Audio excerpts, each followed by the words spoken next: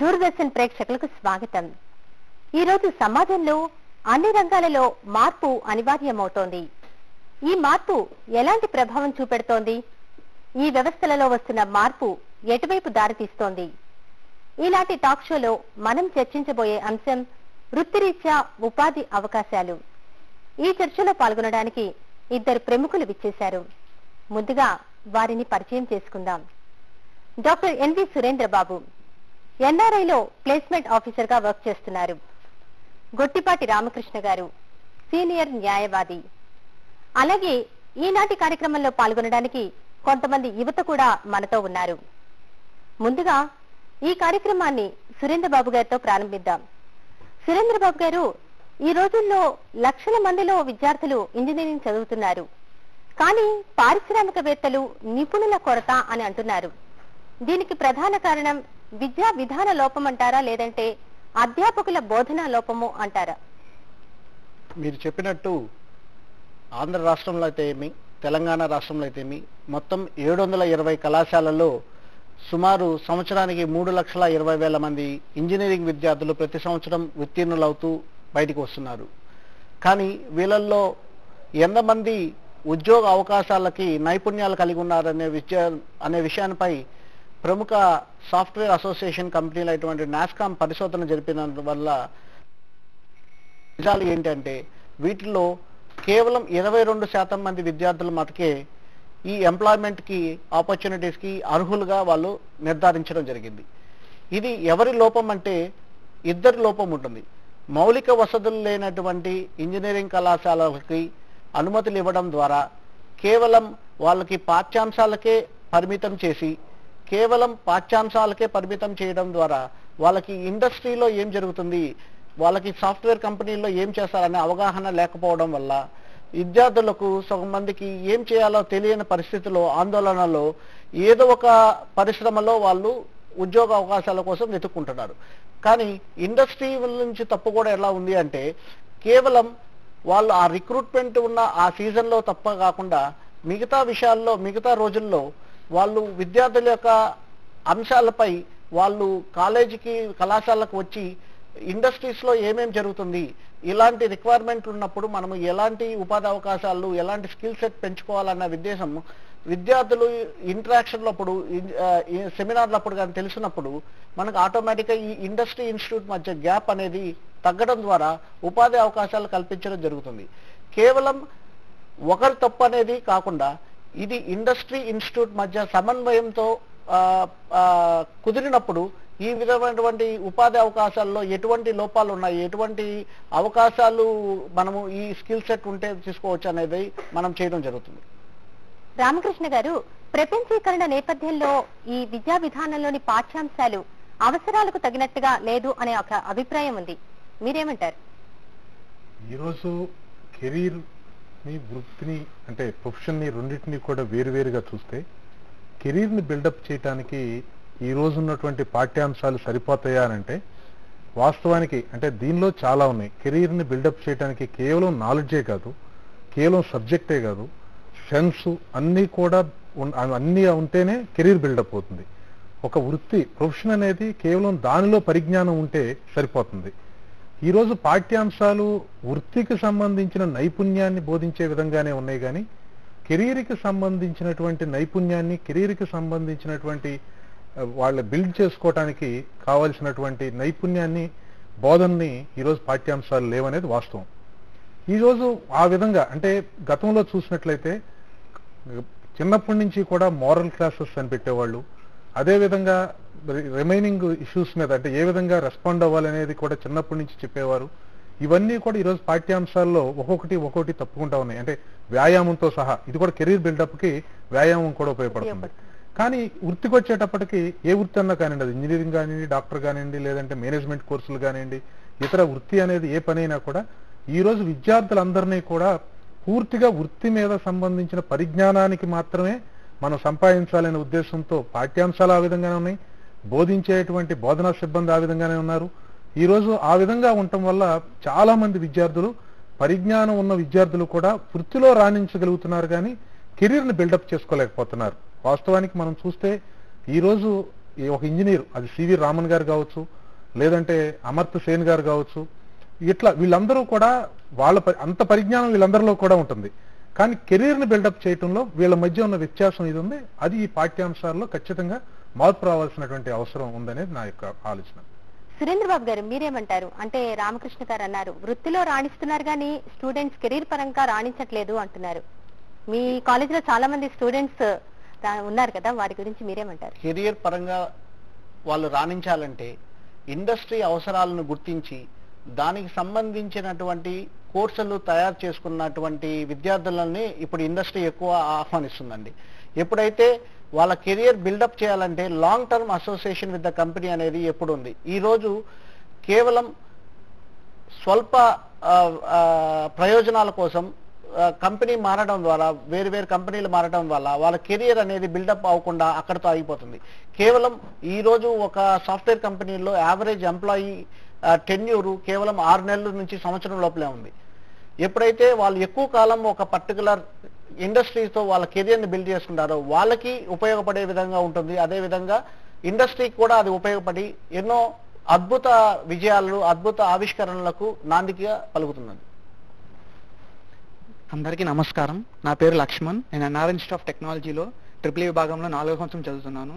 నేను అడగాల్సిన ప్రశ్న ఏమిటంటే, ఉపాధి అవకాశాలు ఎటువంటి కంపెనీల్లో ఇంజనీరింగ్ మరియు డిగ్రీ విద్యార్థులకి అధికంగా ఉంటాయి? ఇంజనీరింగ్ విద్యార్థులకు కానీ డిగ్రీ విద్యార్థులకు కానీ సాఫ్ట్వేర్, హార్డ్వేర్ రెండు కోర్ పరిశ్రమలలో ఉపాధి అవకాశాలు ఎక్కువగా ఉంటాయి.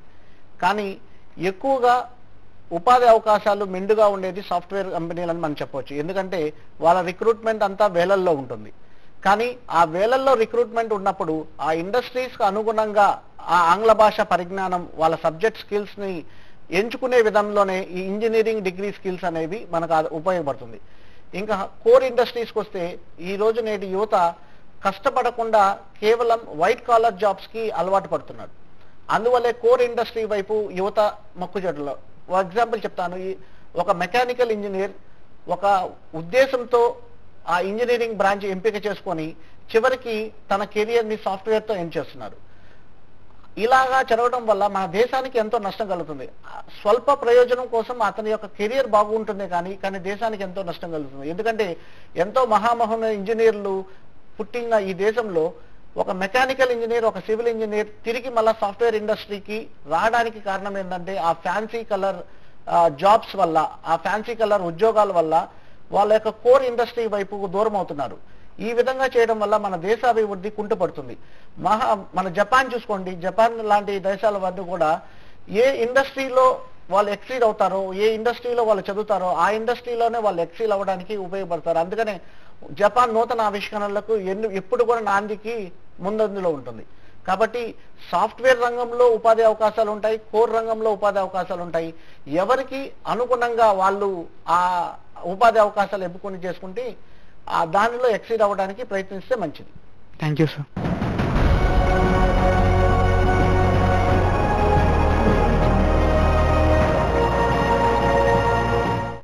రామకృష్ణ గారు, కెరీర్ లో విజయం సాధించాలి అంటే గనక నైపుణ్యం అవసరం అంటారా, లేదంటే గనక మేనేజింగ్ సామర్థ్యం, మార్కెట్ మీద కూడా అవగాహన ఉండాలి అంటారా? పూర్తి స్థాయిలో ఇందాక చెప్పాను, కెరీర్ వేరు, వృత్తి వేరు. నా దృష్టిలో వృత్తిలో నైపుణ్యం సాధించడానికి వృత్తి పరిజ్ఞానం సరిపోతుంది. కెరీర్లో నైపుణ్యం సాధించాలి, కెరీర్ని నిర్మించుకోవాలంటే వ్యక్తిత్వం మొదలు నిర్మించుకోవాల్సినటువంటి అవసరం ఉంటుంది. ఇప్పుడు మీరు చెప్పినట్టుగా అన్నీ కూడా దాంతో కెరీర్లో భాగం. ఇవన్నీ కూడా ఒక ఇంజనీరు కేవలం ఒక సాఫ్ట్వేర్ ఇంజనీరే అనుకుందాం, కేవలం అతను ఆ సాఫ్ట్వేర్కు సంబంధించినటువంటి పరిజ్ఞానం మాత్రమే సంపాదించుకుంటే రేపు సాఫ్ట్వేర్ రంగం ఏదైనా ఇబ్బందుల్లోకి పడతా ఉండే దశలో ఆ రంగం నుంచి ఏ విధంగా మార్పు చెందాలి అని చెప్పి అనేది అది ఆలోచించుకునే దగ్గర విద్యార్థి కానివ్వండి, లేదంటే ఆ రంగంలో ఉన్నవారు విఫలమయ్యే అవకాశాలు ఉంటాయి. ఈరోజు ఎవరైనా చూస్తే కనుక చాలా మంది తమ రంగాల్ని మధ్య మధ్యలో మార్చుకుంటా వచ్చిన వాళ్ళే విజయాలు సాధించేవారు. అంటే కెరీర్ని ఎప్పటికప్పుడు బిల్డ్ చేసుకుంటా ఉన్నారు, వృత్తిని మార్చుకుంటా ఉన్నారు. అందుకని చెప్పని దీనిలో ఏంటంటే ఈ కెరీర్ని, వృత్తిని, ఈ రెండింటినీ కూడా చాలా ప్రత్యేకమైన దృష్టితో చూడాల్సిన అవసరం ఉంది. ఈరోజు కెరీర్లో విజయం సాధించాలి అంటే ఖచ్చితంగా అన్ని అంశాల మీద పరిజ్ఞానం ఉండాలి. ప్రత్యేకించి తమ యొక్క వ్యక్తిత్వాన్ని, దృఢ సంకల్పాన్ని పెంచుకోవాల్సినటువంటి అవసరం ఉంటుంది. మీరేమంటారు? కెరియర్ అంటే ఒక కంపెనీలో ఒక ఉద్యోగం అతను ఒక్కడే చేయటం లేదు కాబట్టి it is a team work where he has to work with all of people. కాబట్టి మీరు చెప్పినట్టు కేవలం వాళ్ళ యొక్క నైపుణ్యాలు ఒకటే ఉంటే కాదు, ఎందుకంటే ఫారిన్ కస్టమర్స్ తో వాళ్ళతో డీల్ చేయాలి, ప్లస్ టీమ్ ని లీడ్ చేసి ఆ విజయ పదంలో నడిపించాలంటే డెఫినెట్ గా నాయకత్వపు లక్షణాలు ప్లస్ ఎదుటి వాడిని కన్విన్సింగ్ చేసే స్కిల్స్ ఉన్నప్పుడే మల్టీ ఫేసెడ్ టాస్క్ వాళ్ళకే ఎక్కువ ఉపాధి అవకాశాలు, ఎక్కువ ఉన్నత ప్రమోషన్స్ అవి కూడా లభించే అవకాశాలు ఉంటాయి. కాబట్టి కేవలం నైపుణ్యాలకే పరిమితం కాకుండా ఎక్స్ట్రా స్కిల్స్ అయినటువంటి నాయకత్వపు లక్షణాలు, కమ్యూనికేషన్ స్కిల్స్, ఈ కన్విన్సింగ్ స్కిల్స్ కానీ పెంపొందించుకుంటే విద్యార్థుల యొక్క భవిష్యత్తు ఇంకా అధికంగా పురోగమించేదానికి అవకాశం ఉంటుంది, ముందుకు వెళ్ళే అవకాశం ఉంటుంది. ఇప్పుడు మరొక నమస్తే సార్, నా పేరు సింధూర. నేను ఎన్ఆర్ఐ ఇన్స్టిట్యూట్ ఆఫ్ టెక్నాలజీలో ట్రిపుల్ విభాగంలో బీటెక్ 4వ సంవత్సరం చదువుతున్నాను. నా ప్రశ్న ఏంటంటే, ఇప్పుడు జరిగే ప్రాంగణ ఎంపికలు అన్ని ప్రైవేట్ రంగంలోనే జరుగుతున్నాయి కాలేజ్లో. ఇప్పుడు ఇంజనీరింగ్ వాళ్ళకి గవర్నమెంట్ రంగంలో ఉండే ఉపాధి అవకాశాలు ఏంటి, ప్రైవేట్ రంగంలో కాకుండా? ఈరోజు ప్రభుత్వానికంటే కూడా ప్రైవేట్ రంగంలో ఉన్నటువంటి ఎక్కువ అవకాశాలని ప్రధానంగా చాలా మంది ఎంపిక చేసుకుంటా ఉన్నారు. ఎందుకంటే త్వరితగతిని ఎదగటానికి ప్రైవేట్ రంగంలో నైపుణ్యం ఉంటే గనక త్వరితగతిన వాళ్ళు బిల్డప్ చేసుకోవడానికి కెరీర్కి అవకాశం ఉంటుంది కాబట్టి చాలా మంది చేసుకుంటా ఉన్నారు. అదే సందర్భంలో ఈరోజు ప్రత్యేకించి ఇందాక చెప్పినట్టు సాఫ్ట్వేర్ కాకుండా మిగిలిన రంగాలు కనుక తీసుకున్నట్టయితే ప్రభుత్వ రంగంలో కూడా అవకాశాలు ఉన్నాయి. అయితే చాలా మంది ఈ విద్యార్థులు ఇందాక వారు చెప్పినట్టుగా ప్రత్యేకంగా ఈ రంగంలో అంటే సాఫ్ట్వేర్ రంగానికి ఎక్కువ ప్రాధాన్యత ఇస్తా ఉన్నారు కాబట్టి మీకు ఎక్కువ అవకాశాలు ప్రైవేట్ రంగంలో వచ్చినట్టుగా కనపడతా ఉన్నాయి. అదే సందర్భంలో ప్రభుత్వ రంగ సంస్థల్లో కానీ ప్రభుత్వ రంగంలో కూడా ఈరోజు అవకాశాలు ఉన్నాయి. కానీ సురేంద్ర బాబు గారు, ఇప్పుడు చాలా మంది సాఫ్ట్వేర్ వైపు ఉన్న వాళ్ళు కూడా ప్రభుత్వ రంగం వైపు అవకాశాలను అందుకోవాలనే ప్రయత్నంతో ఉన్నారు వాళ్ళు కూడా. అందులో వాళ్ళు రకరకాలైనటువంటి ఇంటర్వ్యూ విభాగాలు ఉంటాయి కదా, వాటిని సరైన రీతిలో అందుకోగలుగుతున్నారంటారా? ఉపాధి అవకాశాలు ప్రైవేట్ రంగంలోనూ ప్రభుత్వ రంగంలో రెండిట్లో కూడా ఉన్నాయి. రైల్వే రిక్రూట్మెంట్ బోర్డు చూస్తే రానున్న 2 సంవత్సరాల్లో ఎంతో మంది mechanical engineer, electrical engineers, EC పీపుల్ని, ఎలక్ట్రానిక్ పీపుల్ని కూడా రిక్రూట్ చేయబడుతుంది. అలాగే ఇప్పుడు ఉన్న 2 రాష్ట్రాలు విడిపోయిన సందర్భంలో ఇప్పుడు పవర్ జనరేషన్ అనేది చాలా కీలకంగా మారింది.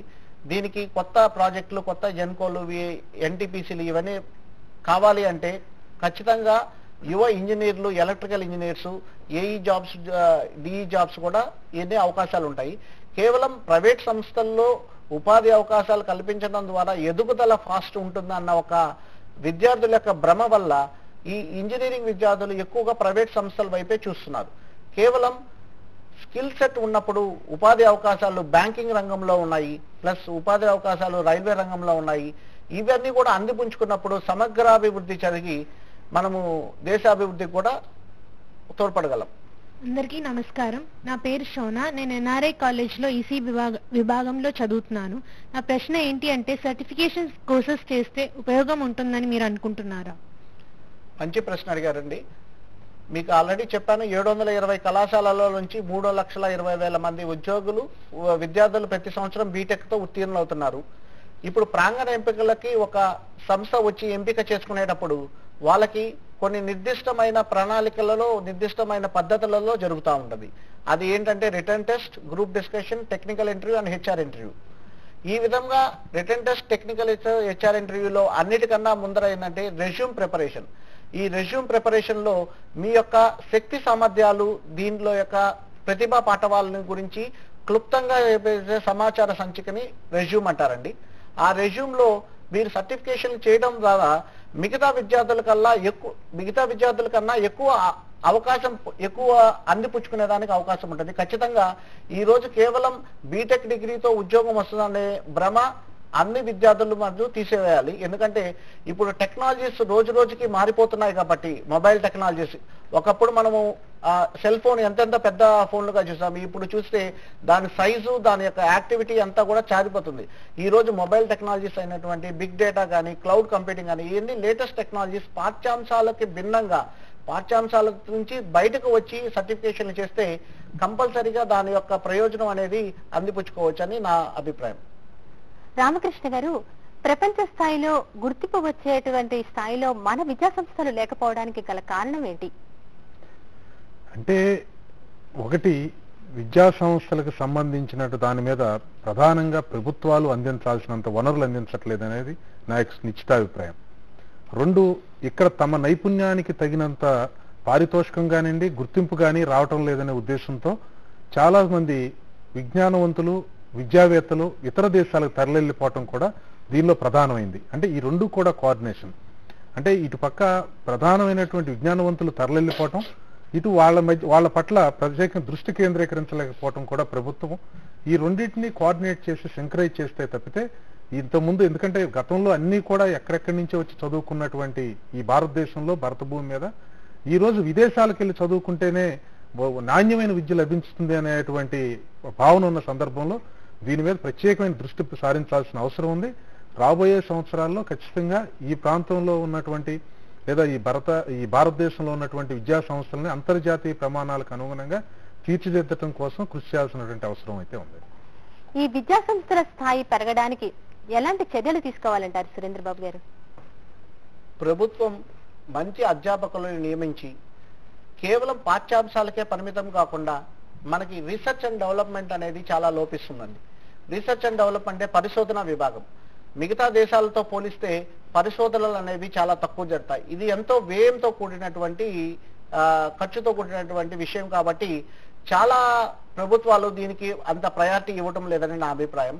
ఎప్పుడైతే మనము పరిశోధనల విధంగా ముందుకు వెళుతామో దాని నుంచి మనకి ఆ పరిశోధనలను అందిపుచ్చుకోవడానికి విదేశీ వ్యక్తులు కూడా మన దగ్గరకు వచ్చి మన దగ్గర జాయిన్ అయ్యే అవకాశాలు ఉన్నప్పుడే మన సంస్థ విధానంతో పాటు సంస్థ విద్యాభివృద్ధి కూడా అభివృద్ధి చెందుతుంది. తద్వారా ప్రతిష్టాత్మకమైనటువంటి సంస్థలు కేవలం కొన్ని దేశాలకే పరిమితం కాకుండా ఆంధ్ర రాష్ట్రంలో నుంచి కూడా వచ్చే అవకాశాలు అనేవి ఎక్కువగా ఉంటాయి. నమస్కారం సార్, నా పేరు పృథ్వీ. నేను ఎన్ఆర్ఐ కళాశాలలో 4వ సంవత్సరం చదువుతున్నాను. ఇందాక మీరు అన్నారు కెరియర్ వృత్తి 2 సపరేట్ అని. అలాగే ఒక విద్యార్థులకు సక్సెస్ సాధించాలంటే రెండిట్లోనూ ఎటువంటి అంశాల మీద దృష్టి సారించాల్సి వస్తుంది? ఒకటి, కెరీర్కి వృత్తికి సంబంధించి పరిజ్ఞానం పెంచుకోవటం మీద దృష్టి సారించాలి. కెరీర్కి సంబంధించి రిమైనింగ్ అంటే అది నాయకత్వ లక్షణాలు కానివ్వండి, కమ్యూనికేషన్ స్కిల్స్ కానివ్వండి, లేదంటే ఎప్పటికప్పుడు ఇన్ఫర్మేషన్ గ్యాదర్ చేసుకోవటం కానివ్వండి, వీటన్నిటి ద్వారా కెరీర్ బిల్డప్కి ఉపయోగపడుతుంది. వృత్తిలో వచ్చేటువంటి కొత్త విషయాలను ఎప్పటికప్పుడు నేర్చుకోవటం కూడా చాలా ముఖ్యమైనటువంటి అంశం. దీనిలో ఈరోజు చదువు అయిపోవటం ఒకటే, చదువు అనేది ఒక ప్రాథమిక అంశం. ఒక ఇంజనీరింగ్ కావచ్చు, లేదంటే ఏదైనా ఏ వృత్తి అయినా కూడా డాక్టర్ కావచ్చు. దాని తర్వాత వచ్చేటువంటి మార్పులను ఎప్పటికప్పుడు తెలుసుకుంటా ఉండాలి. అది లాయర్ న్యాయవాది వృత్తిలో కావచ్చు, ఇవన్నీ. లేదంటే ఆ ప్రొఫెషనల్ కోర్సుల్లో వెనకబడే అవకాశాలు ఉంటాయి అనేది చాలా ముఖ్యమైన అంశం. కాబట్టి వాటి మీద కేంద్రీకరించడం, అంటే చదువు అయిపోయి సర్టిఫికేట్ రాగానే మీ పని అయిపోయినట్టుగా కాకుండా దాని తర్వాత కూడా ఎప్పుడు నిరంతరం నేర్చుకునే విద్యార్థిగా ఉంటే విజయాంశాలు ఎప్పటికప్పుడు ఎక్కువ అవుతా ఉంటాయి అనేది.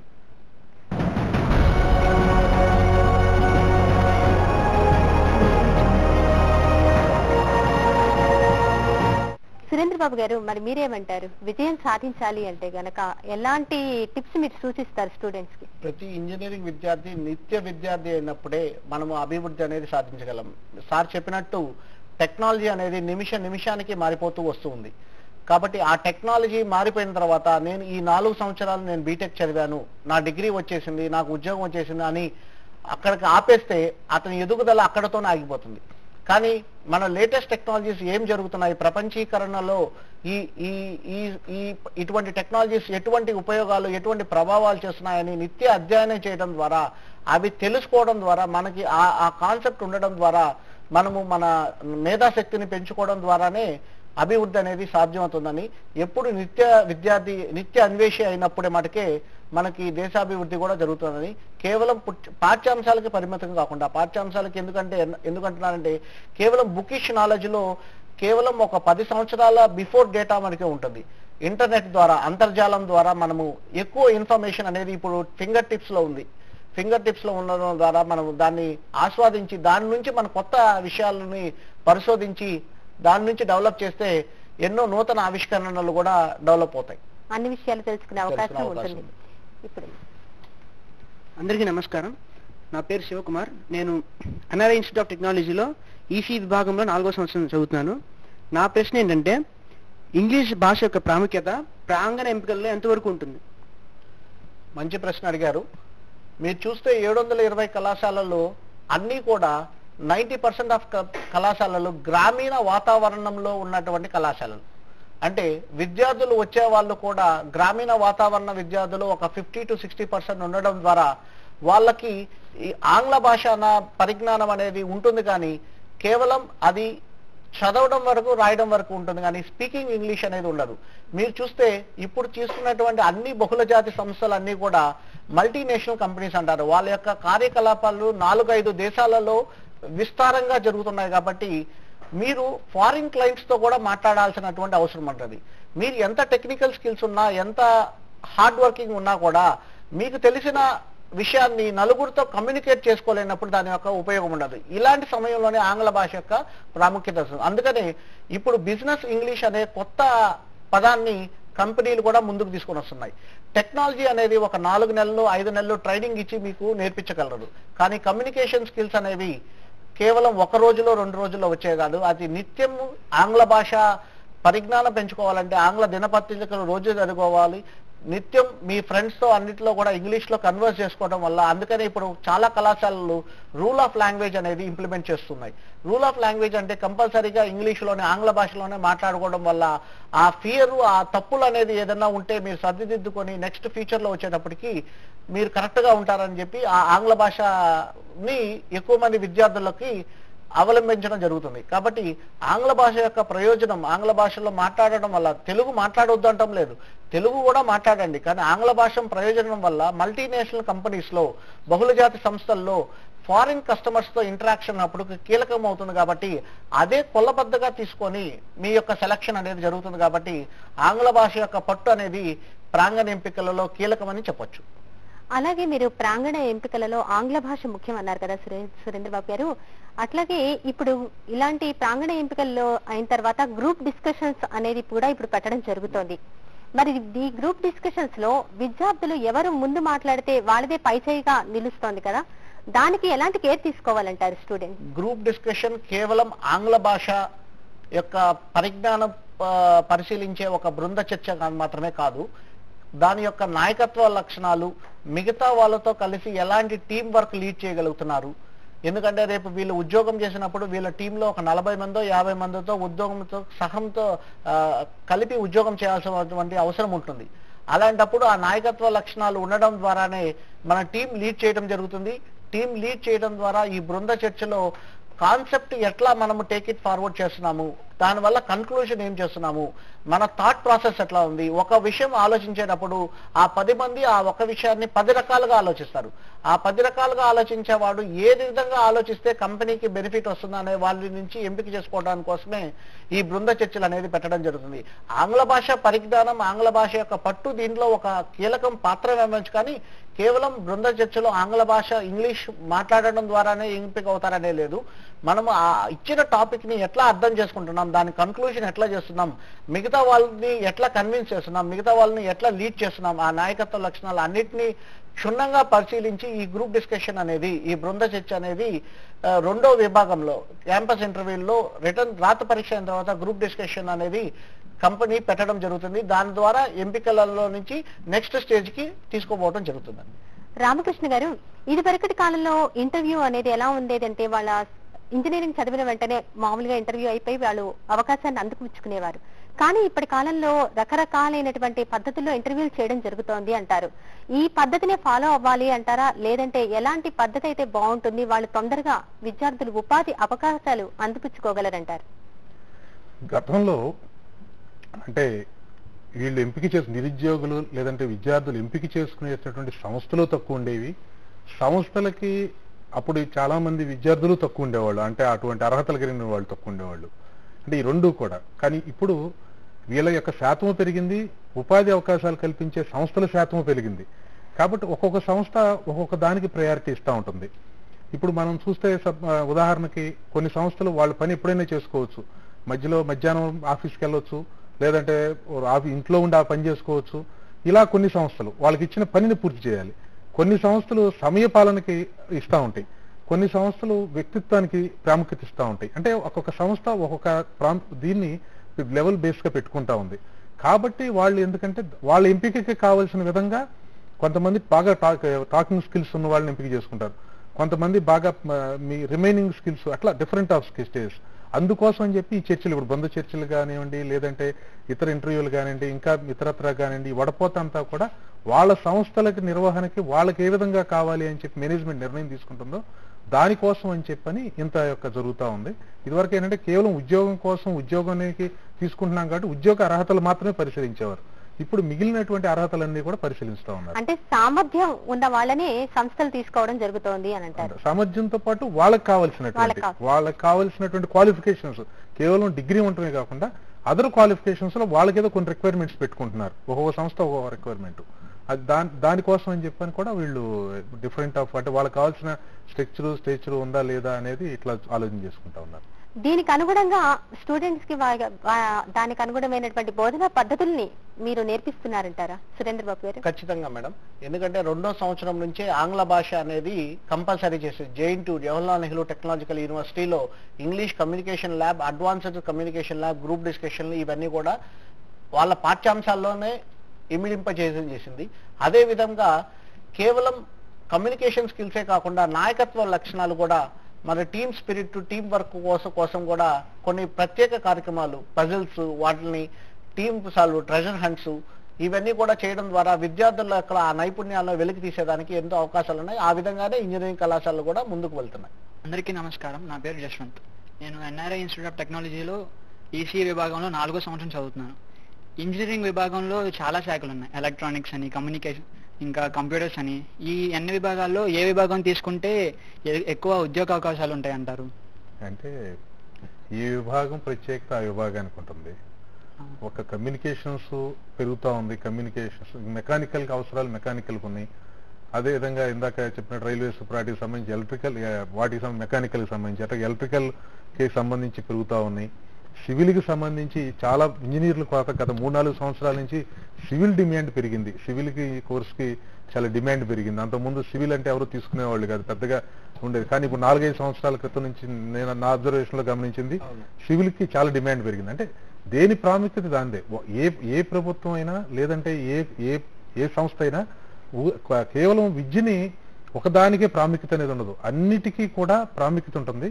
దానిలో నైపుణ్యాన్ని ఎంత గడించుతూ ఉంటారు, దాన్ని ఏ స్థాయికి మీరు ఎక్సీడ్ అవుతున్నారు, ఏ స్థాయికి చేరుకోగలుగుతున్నారు అనేది ప్రధానంగా మీరు ఆలోచించుకోవాల్సిన అంశం. అంటే ఈ వృత్తి అనేది ఏది చేసినా, అది యానిమేషన్ అనండి, లేదంటే ఇతర టెక్నాలజీ అనండి, డ్రాయింగ్ అనండి, మీరు ఏదైతే రంగాన్ని ఎంచుకుంటారో ఈ రంగం చిన్నది, ఈ రంగం పెద్దది అనేటువంటి అభిప్రాయాన్ని మాత్రం ఖచ్చితంగా సమూలంగా తుడిచేసుకోవాల్సిన అవసరం ఉంది. మీరు దానిలో ఏ స్థాయిలో నైపుణ్యాన్ని పెంచుకుంటున్నారు, మీకున్న నైపుణ్యాన్ని 10 మందికి తెలియచెప్పేదానికి మీరు ఎంచుకున్న మార్గం ఏంటి, ఈ రెండునే విజయానికి ప్రధాన మార్గం అనేది గుర్తుపెట్టుకోండి. నమస్కారం సార్, నా పేరు సింధు. కంపెనీస్ ఇప్పుడు ఎంప్లాయీస్ ని రిక్రూట్ చేసుకునేటప్పుడు ఇంజనీరింగ్ వాళ్ళకన్నా డిగ్రీ వాళ్ళకి ఎక్కువ ప్రిఫరెన్స్ ఇస్తున్నారు, ఎందుకని? మంచి ప్రశ్న అడిగారండి. ఇప్పుడు లేటెస్ట్ ట్రెండ్ ప్రకారం ఇంజనీరింగ్ విద్యార్థుల కన్నా 3 సంవత్సరాలు చదివిన ఆర్ట్స్ అండ్ సైన్స్ విద్యార్థుల వైపే కంపెనీలు ఎక్కువ మొగ్గు చూపుతున్నాయి. అది వాస్తవం, అందరూ ఒప్పుకోవాల్సిన విషయమే. ఎందువల్ల అంటే ఇంజనీరింగ్ విద్యార్థుల యొక్క స్థిరత్వము అంత ఎక్కువగా బాగలేకపోవడం వల్లనే. ఎందుకంటే వీడు ఒక average life span of A engineering student in a company is less than 1 year. Already మీకు చెప్పాను. ఈ డిగ్రీ విద్యార్థుల్ని రిక్రూట్ చేసుకోవడం వల్ల, ఎందుకంటే సాఫ్ట్వేర్ ఉద్యోగాలు కానీ, లేకపోతే టెస్టింగ్ ఉద్యోగాలు కానీ, IT సపోర్ట్ ఉద్యోగాలు కానీ, ఇవన్నిటికి కూడా ఎక్కువ నైపుణ్యం అవసరం లేదు. ఒక నిర్దిష్టమైన ప్రణాళికతో ఒక 3-4 సంవత్సరాలు ట్రైనింగ్ ఇస్తే ఎవరైనా కూడా ఈ ఉద్యోగాలు చేయగలరు. ఎందుకు డిగ్రీ విద్యార్థుల వైపు ఇప్పుడు మల్టీనేషనల్ కంపెనీస్ అన్ని కూడా మొగ్గు చూపుతున్నాయంటే, వీళ్ళు డిగ్రీ విద్యార్థులు ఉపాధి అవకాశాలతో పాటు ఉన్నత విద్య కల్పించే అవకాశం కూడా ప్రతి కంపెనీ కల్పిస్తుంది. ఎప్పుడైతే ఉన్నత విద్యతో పాటు ఉపాధి అవకాశం కల్పిస్తుందో ఆ విద్యార్థి ఎక్కువ కాలం పాటు ఆ సంస్థని అట్టిపెట్టుకునే అవకాశం ఉందందువల్ల వాళ్ళని ఎక్కువగా చూసుకుంటారు. ఫర్ ఎగ్జాంపుల్ విప్రో లాంటి సంస్థలో వేస్ ప్రోగ్రామ్ అనేది ఉందండి, Wipro software academy of excellence. ఒక సాధారణ డిగ్రీ విద్యార్థుడు BSc BCom కంప్యూటర్స్ అయిపోయిన తర్వాత అతను విప్రోలో ఉద్యోగం చేస్తూ మండే టు ఫ్రైడే అతను ఉద్యోగం చేస్తూ సాటర్డే సండే బిట్స్ పిలానీలో MS సాఫ్ట్వేర్ ఇంజనీరింగ్ కి ఉపాధి అవకాశానికి చదువుకునేదానికి అవకాశం కల్పిస్తుంది విప్రో. ఈ విధంగా అతను తన కెరియర్ ని బిల్డ్ చేసుకుంటున్నాడు, తన హైయర్ ఎడ్యుకేషన్ ని కూడా ఫుల్ఫిల్ అవడం వల్ల దానికి కావాల్సినటువంటి వ్యయం అంతా కూడా విప్రో భరిస్తుంది కాబట్టి ఖచ్చితంగా అతను డిగ్రీ అవార్డ్ అయిన తర్వాత మళ్ళా 2 సంవత్సరాలు ఖచ్చితంగా ఆ కంపెనీలో ఉండాలన్న బాండ్ రాస్తున్నాడు కాబట్టి ఒక సాధారణ డిగ్రీ విద్యార్థులు 4 సంవత్సరాల పాటు ఒక కంపెనీని అట్టపెట్టుకొని ఉండడం ద్వారా వాళ్ళు ఆ కంపెనీలో పనిచేయడం ద్వారా మనకి ఎక్కువ కాలం ఉండడం వల్ల ప్రొడక్టివిటీ ఒక ఎంప్లాయీ మీద వాళ్ళు ఇన్వెస్ట్ చేసినటువంటి రిసోర్సెస్ తిరిగి మళ్ళా కంపెనీకి బెనిఫిట్స్ వచ్చేదానికి మినిమం 2 సంవత్సరాలు పడుతుంది. ఈ డిగ్రీ విద్యార్థులు 2 సంవత్సరాల కన్నా 4 సంవత్సరాలు ఉండడం వల్ల వాళ్ళకి బెనిఫిట్స్ ఎక్కువ వస్తుంది కాబట్టి ఇప్పుడు రిక్రూట్మెంట్ అంతా కూడా 70% డిగ్రీ గ్రాడ్యుయేట్స్ తో నింపుతా ఉంటే 30% వరకే ఇంజనీరింగ్ గ్రాడ్యుయేట్స్ తో నింపుతున్నారు. ఇది కేవలం స్థిరత్వం లేకపోవడం వల్ల సాధారణంగా ఇంజనీరింగ్ విద్యార్థులు సంవత్సరం అవగానే వేరే కంపెనీకి మారిపోవడం, వాళ్ళ యొక్క స్కిల్ సెట్ డిగ్రేడ్ అవడం ఇలాంటివి జరుగుతున్న వల్ల ఇప్పుడు కంపెనీలు అన్ని కూడా డిగ్రీ విద్యార్థుల వైపు మొక్కు చూపుతున్నాయి రాదా దాని ఇంజనీరింగ్ విద్యార్థులు. అది ప్రతి ఒక్కరూ ఆమోదించాల్సిన విషయం. రామకృష్ణ గారు, చివరిగా ఒక ప్రశ్న. నైపుణ్యం కలిగిన పౌరులుగా తయారు చేయాలి అంటే గనక స్టూడెంట్స్ ని ప్రభుత్వం ఎలాంటి చర్యలు చేపట్టాలంటారు? ఇప్పుడున్న విద్యతో పాటు అదనంగా వాళ్ళకి కొన్ని రకాలైన పాఠ్యాంశాలను చేర్చాల్సిన అవసరం ఉంది. ఇది ప్రాథమిక దశ నుంచే చేర్చాలి, కేవలం వృత్తికి వచ్చే వరకు కూడా కాదు. ఈరోజు సమాజం పట్ల వాళ్ళ దృక్పథాన్ని పెంచాల్సినటువంటి అవసరం ఉంది. సమాజంలో జరుగుతున్నటువంటి సమకాలీన పరిస్థితులను అవగాహన కల్పించుకోవాల్సిన అవసరం ఉంది. అలాగే ఇది కేవలం వృత్తి అనేది ఏదైతే ప్రభుత్వం విద్యా సంస్థలను పెట్టో లేదంటే నేర్పుతా ఉందో ఇది కేవలం వాళ్ళ భుక్తి కోసమే కాదు, సమాజం కోసం కూడా ఏ విధంగా అవసరాలు తీర్చగలుగుతాము మా వృత్తి ద్వారా అనేటువంటి ఆలోచన కూడా చేయాల్సిన అవసరం ఉంది. వీటన్నిటినీ కూడా కలిగించాల్సిన బాధ్యత ప్రభుత్వం మీద ఉంటుంది. సమాజంలో జరిగేటువంటి మార్పులకి ప్రధానమైనటువంటి మార్పు ప్రభుత్వం దగ్గర నుంచి రావాలి కాబట్టి ప్రభుత్వం వీటి మీద సత్వర నిర్ణయాలు తీసుకోవాలి. ప్రభుత్వము విద్యార్థులకు సరైన ఉపాధి అవకాశాలు అందించగలిగితే విద్యార్థులు కూడా ఉన్నత స్థితిలో రాణించగలుగుతారు. ఈ రోజు మా స్టూడియోకి వచ్చినందుకు ధన్యవాదాలు. నమస్కారం.